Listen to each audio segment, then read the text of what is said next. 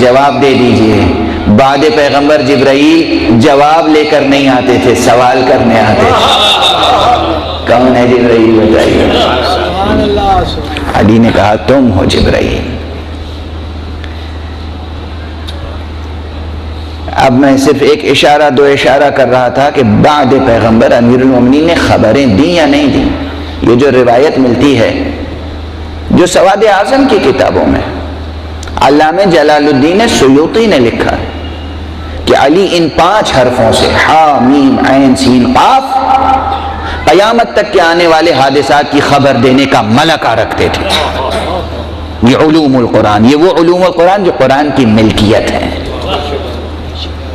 یہ اب تک قرآن، یہ الاتقان سیوطی میں یہ علوم القرآن نہیں ملیں گے، یہ البرہان میں نہیں ملیں گے، یہ اور کسی علوم القرآن کی کتاب میں نہیں ملیں گے۔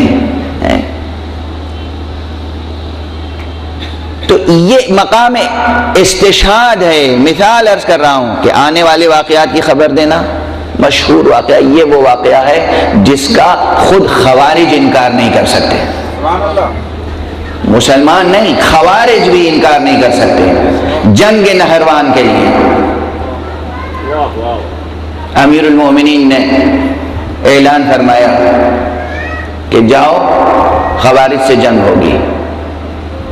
آنے والوں نے کہا کہ خوارج تو وہ جسر، وہ پل پار کر گئے، علی اپنی جگہ ہے، کہا ممکن نہیں ہے،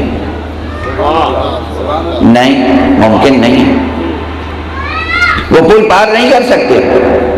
ایک نے آ کے کہا، 2 نے آ کے کہا، 3 نے آ کے کہا غلط بیانی نہ کرو، مجھے خبر دینے والے نے غلط خبر نہیں دیا ہے، کوئی اور نہیں ہے خبر دینے والا، وہ الصادق الامین خبر دینے والا ہے، محمد عربی صلی اللہ علیہ وآلہ وسلم۔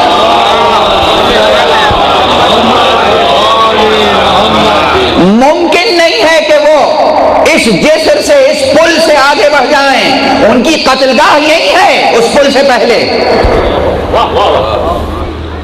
سب نے لکھا ہے، تمام تاریخوں نے، علی کے دشمنوں نے لکھا ہے۔ اور اس کے بعد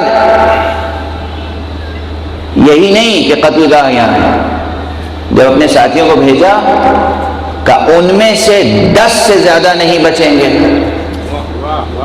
تم میں سے 10 سے زیادہ شہید نہیں ہوں گے۔ گننے والوں نے گنا، خوارج میں بچنے والے صرف 9 تھے، علی کے ساتھیوں میں شہید ہونے والے صرف 9 تھے۔ کیسے اطلاع دی؟ حا میم عین سین قاف، آنے والے واقعات کے۔ اس سے قابل مدینے سے چلے، کتنے واقعات میں عرض کروں۔ علی کے چلنے سے پہلے کچھ اور چلے، آئے اجازت لینے، کہا یا علی مکے جا رہے ہیں عمرے کے لیے، کہا مجھے معلوم ہے تم عمرے کے لیے نہیں جا رہے ہو، تم بیعت توڑنے کے لیے جا رہے ہو۔ خبر دے رہے ہیں۔ علی خود لشکر لے کے چلے، ایک خاص منزل تک پہنچے، ٹھہر گئے، سب پریشان، یہاں کہاں ٹھہر گئے، یہ ٹھہرنے کی جگہ نہیں ہے۔ ابن عباس پریشان ہے، مالک اشتر پریشان ہے، آقا یہاں کہاں ٹھہر گئے؟ کہا ٹھہرو، یہاں پورا 1000 کا لشکر آ کر ملے گا، نہ ایک کم نہ ایک زیادہ۔ خبر دے رہے ہیں علی، خبر دے رہے ہیں، خبر دے رہے ہیں، نہ ایک کم نہ ایک زیادہ۔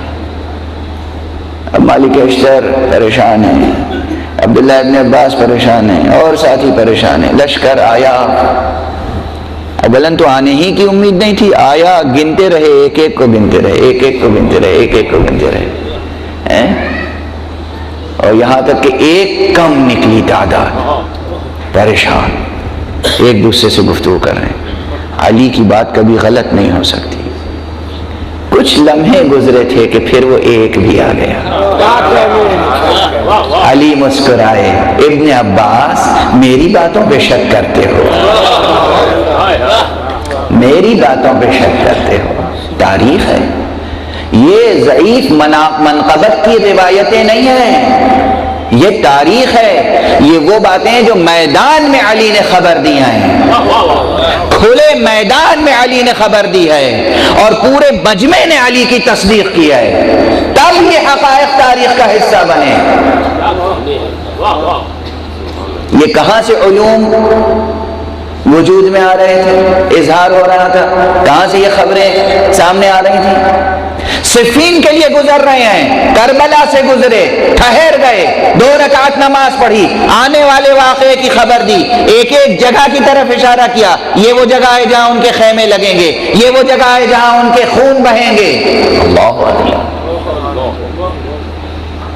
جگہ کی شناخت، خبر دے رہے ہیں علی، بعد میں تاریخ نے تصدیق کی۔ یہ علوم القرآن ہے، یہ ہے اصل علوم القرآن جو آج تک مدون نہ ہوئے۔